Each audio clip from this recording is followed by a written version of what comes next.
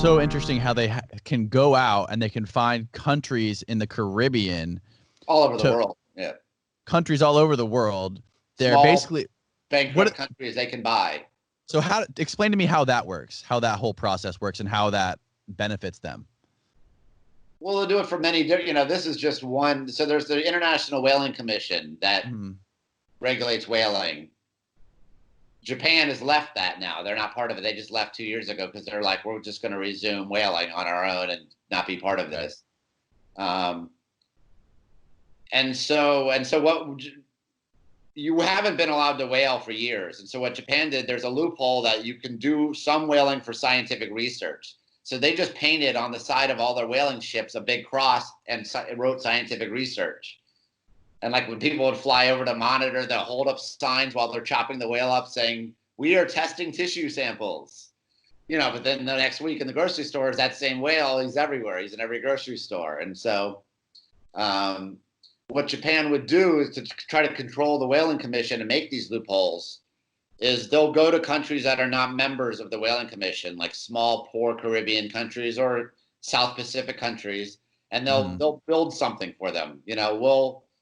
We'll build you a new runway. We'll build you a new road. We'll build you a fisheries building. That was the famous one in the Caribbean. They'd give them we'll build you a $10 million, half these islands have no building that costs $10 million.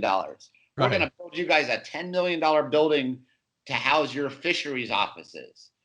Well, they didn't need a fisheries office before that, and they didn't need one after. So a year later, the building's empty. There's chickens running through it. They've got this, they call them white elephants. It's like this project you build, and then just a year later, there's weeds growing through it.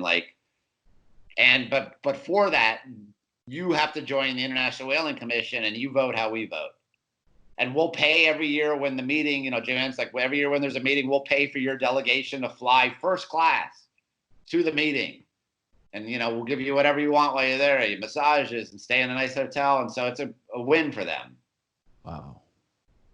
I mean, you think about Taiji, the only people benefiting out of it are basically the 40 guys that are involved, the guys that run the boats, the guys that work on the boats, and the guys that work in the slaughterhouse. They're the only ones profiting. No one else in the village is profiting.